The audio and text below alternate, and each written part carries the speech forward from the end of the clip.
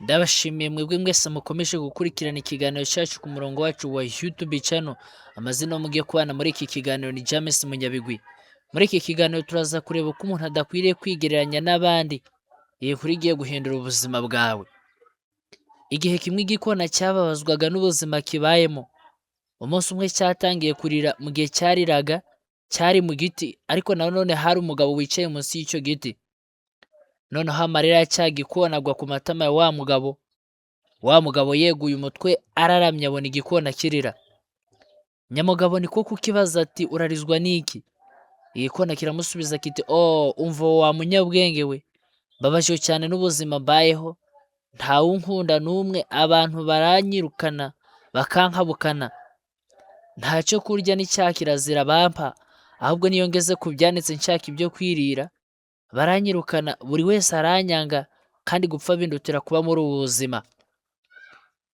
Wa mugabo atega amatwi cya gikona, umutima wuzurwamo n'impuhwe, niko kubwira cya gikona ati tugomba kwiga kwishima mu bihe byose twaba turimo.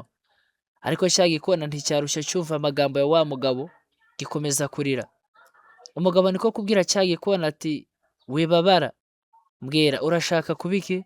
Urashaka ko nkubwira uko wanesha ibyo bikubabaza?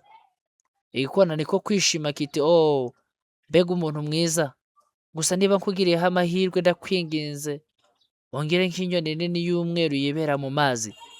Uwo mugabo niko kugisubiza ati ibyo biroroshye cyane, nzaguhindura iyo nyoni, gusa banza ugendere iyo nyoni uyibaze niba ubuzima ibayemo bwishimiye cyangwa itabwishimiye, nanjye ndagutegereza ahangaha. Igikona kiguruka igitaraganya ngo kize guhura na ya nyoni nini yiba mu mazi yitwa Aswane. Gusa ya nyoni yarimo koga mu kidendezi. Igikona gisanga ya nyoni, niko kuyibwira kiti kuri mwiza cyane kandi ubengerana, ukaba urugwererane nk'amata y'inka, buri wese akaba agukunda, ntibishoboka kuba ari wowe nyoni ya mbere yishimye ku isi.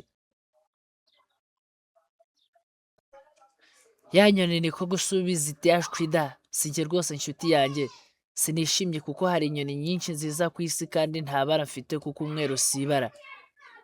Ya nyoni yo mu mazi iti ahubwo ndatekereza ko inyoni yitwa parrot, inyoni y'amabara menshi, ishobora kuba ariyo nyoni yishimye ku isi kandi ifite amabara menshi. Igikona ngo kibite mu gutwi, gihera ko kiraguruka kigera kuri ya nyoni yitwa parrot. Igikona kiti parrot, uri inyoni nziza ifite amabara menshi, bishoboka ko yaba ari wowe inyoni nziza ya mbere kandi yishimye ku isi. Nayo isubiza kimwe n'uko inyoni ya mbere yasubije iti nshuti yanjye, ese ko bimeze sinishimye kuko abantu bamfungirana aha hantu ntashobora kwivana. Iteka ntinya ko umuntu ashobora kumfata akamfungirana muri ako kazitiro, ahubwo ntekereza ko inyoni yitwa peacock ariyo indusha amabara meza kandi ari inyoni ihebuje izindi kwishima.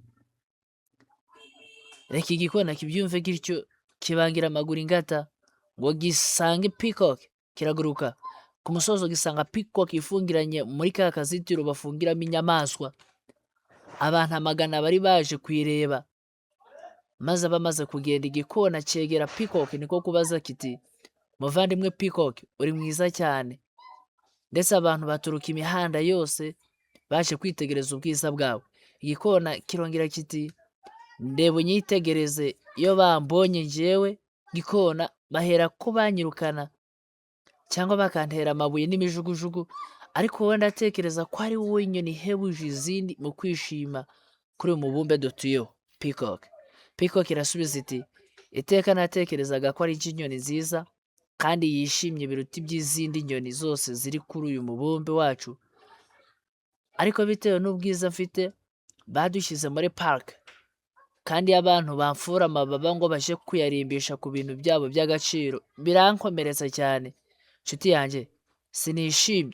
Igikona cyahise gitungurwa cyumvise amagambo kibwiwe na peacock. Igikona cyahereye ko kibaza peacock kiti none uratekereza ari iyihe nyoni yishimye ku isi peacock? Peacock irasubiza iti natekereje iyi park mbamo nitonze n'uburyo tuyibayemo, ntekereza ko gikona ari wowe nyoni imwe rukumbi idafungiranwa muri aka kazitiro.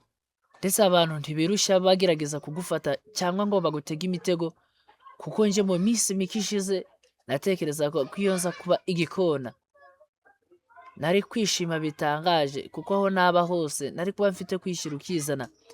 Igikona kirabyumva kigaruka amaguru adakora hasi, gusa cyanyuzwe nuko ari igikona. Kibwira wa mugabo kiti umva wa munyabwenge we, nkubwire singishaka kuba nk'ikintu runaka, ahubwo nyuzwe nuko umeze uku.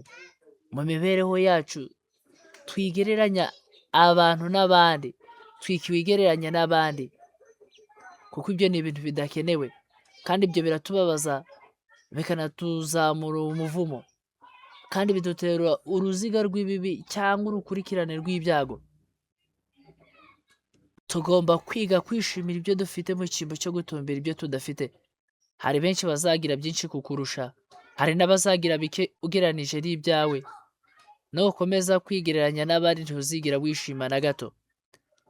Abantu banyurwa n'ibyo bafite nibo bantu bahorana ibyishimo ku isi. Ntukigereranye n'abantu. Mu buzima niwigereranya n'abandi niwo muntu uzahora ubabaye kurusha abandi ku isi. Byabagezagaho iki kiganiro ni James Munyabigwi. Murakoze cyane. Mukore subscribe, share, like, comment.